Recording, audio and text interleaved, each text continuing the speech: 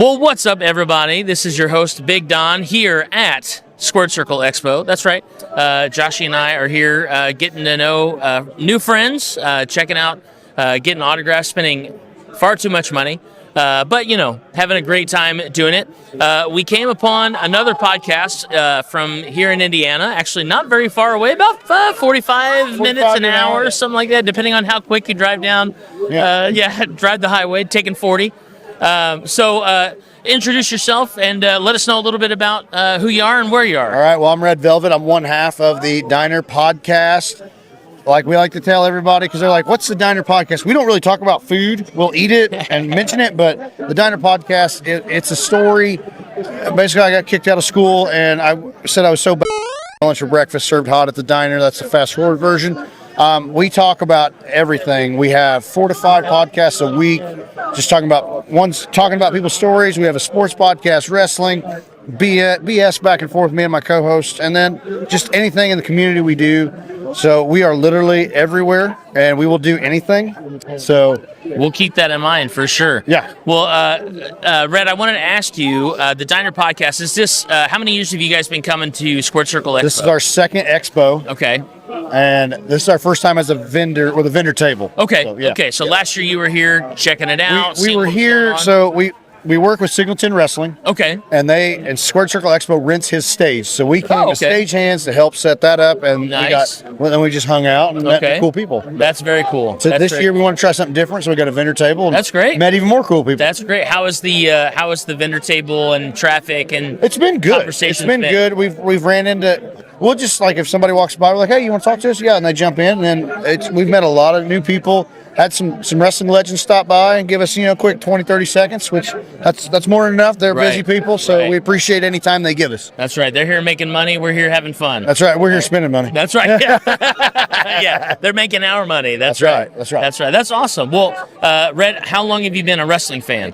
I've been a wrestling fan, I'd say at least 35 years. Okay. All right.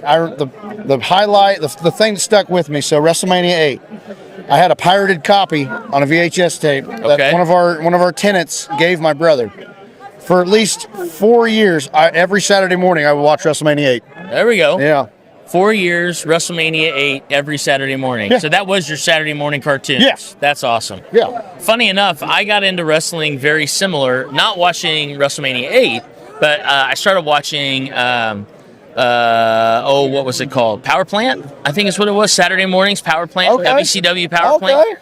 It was like an hour-long show. They'd have like 2, maybe 3 matches. Yeah. Fell in love with like luchador wrestling and stuff like that. And I was like, oh, this is awesome. And honestly, and I've said this on our podcast before, one of my favorite wrestlers to watch on Power Plant Saturday mornings was Hugh Morris. Oh, yeah. And I don't know if it was because his singlet just had a bunch of laughing faces on cool. it. He was just a fun guy to watch in the ring.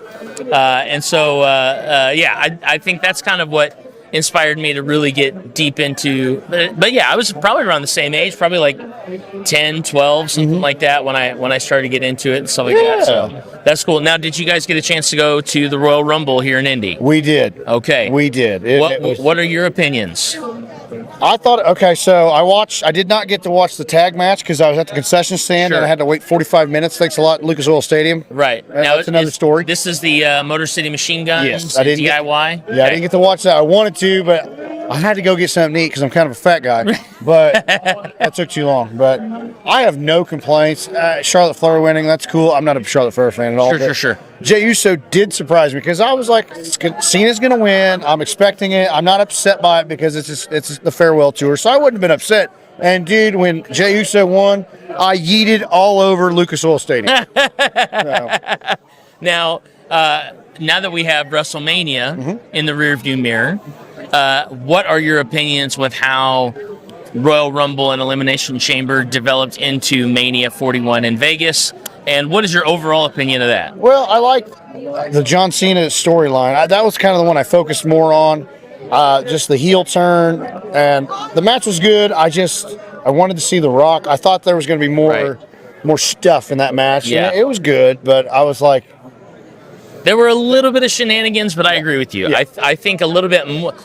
Funny enough, for a company that loves to throw shenanigans into a match, that one was It wasn't shenanigans. almost the cleanest match of I them. know. Almost, you had Travis Scott come out and I didn't get like that. Crossroads. I was just like, you came out to push his brand. I already figured that. Absolutely. But I figured Travis Scott would come out, Rhodes would do something to him, but then The Rock or I was thinking Authority 2.0 with Seth Rollins and Heyman showing up, selling their souls to The Rock, but that didn't happen either. But it looks like we may have a dangerous alliance for me. Yeah, I'm excited about that.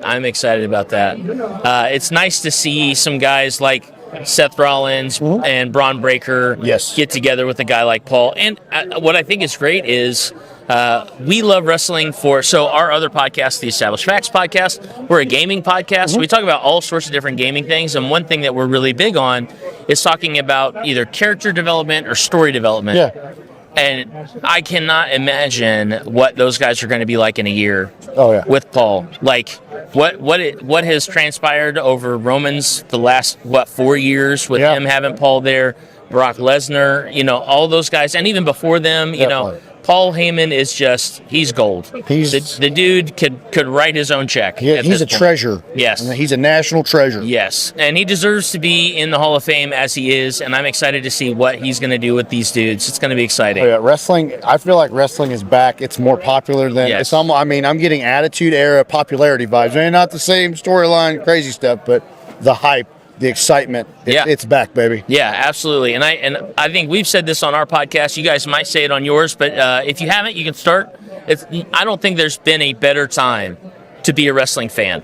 And I get all those people who were huge fans as kids with gimmick wrestling and stuff like that, and all of that stuff has its place. But there is so much to consume right now, and there are so many incredible stories being told. Absolutely. I think right now is it is the golden era of wrestling. It is. And what I like the most is there's something for everybody. You got the NWA, more traditional wrestling, GCW for the more hardcore style. There's just so many different areas, and there's something for everybody. You just got to find it. Yeah, absolutely. Well, I'm going to ask you one more question about that, and then a couple of questions for Squared Circle Expo, and then we'll definitely pimp your brand. So my last question, one of the last things that they talked about at Mania was this new acquisition of AAA and stuff like. How do you feel that is going to go for them, and what do you think that's going to turn into in the future? It's going to bring a whole different vibe to the company. That library is going to be amazing to have. Just seeing the different kind of super or dream matches, I guess. Dream matches, especially if they still have the TNA partnership. You're going to see some crazy stuff happen. Yeah, I'm excited for it. I got a feeling it's going to feature more with NXT. But if they get some main roster action too, that'd be awesome. Yeah, I agree. I heard somebody say that they think that AAA may turn into like an NXT brand. Yeah, which may happen. I think it would be nice if there's an ability for them. Well, I guess the biggest difference is AAA was acquired, whereas TNA is a partnership, right? Yeah. That's the hardest thing, right? Because they're probably right. It probably is going to turn into like another NXT brand, which I think is still great. Because I think NXT is a great show. It gives a lot of people who are coming out of the Performance Center but moving into a sort of mid to main roster point that experience. Absolutely. Like that. It gives us some diversity. I mean, they can go, because I bet AAA, NXT, Mexico, if you want to call it that. I mean, it's going to be down south more likely. Yeah. And they'll be touring a little bit, but it's going to be, you're going to see different styles coming together. Yeah. And it's going to be awesome to see. Yeah. Which is always good, right? It's always good. Okay. Couple questions about Squared Circle Expo. So Red, I wanted to ask, you said that you've gotten a chance to talk to a couple of legends. Yeah. I'm assuming you've gotten a chance to talk to a couple of other wrestlers and stuff like that. We've had a couple. All right. Who's been your favorite so far? Sabotage Sean Logan was really good. Okay. He talked to us for probably the longest, maybe about 20 minutes. Okay. The big surprise was Teddy Long walked by. I said, holla, holla, holla. And he turned around and goes, what y'all doing over here? I mean, like I said, quick 20, 30-second blurb. Chris Van Vliet was awesome because I go, hey, there's Chris Van Vliet. And he goes, hey, what are these microphones? And he talked to us for about 20 seconds about microphones. That's great. That's been the fun part. Good. And my question always at an event like this is, so far, and I know we've still got hours left. We got a show tonight, everything like that. What has kind of been your shining moment thus far? I think just you're close up to the wrestlers.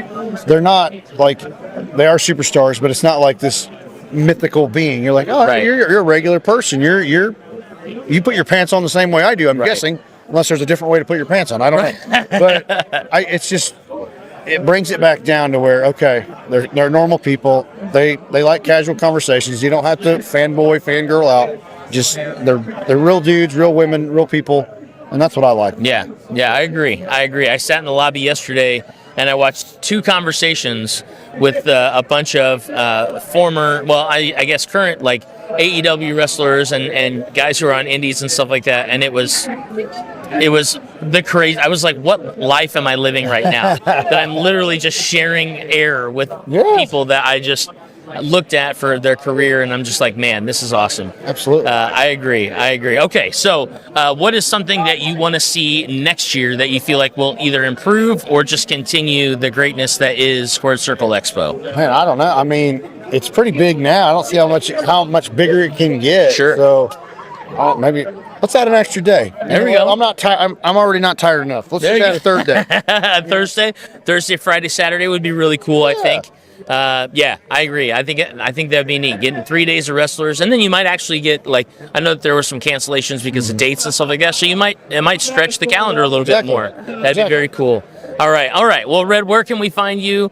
And I want to, while you're talking, I want to reach over and grab your belt because I feel like I've been holding mine. They know what mine looks like, but I definitely want. I'm gonna swap these out. Go ahead. So you can find us on all social media. On Facebook, we're the Diner Podcast. Instagram, Twitter, YouTube, we're Diner Pod.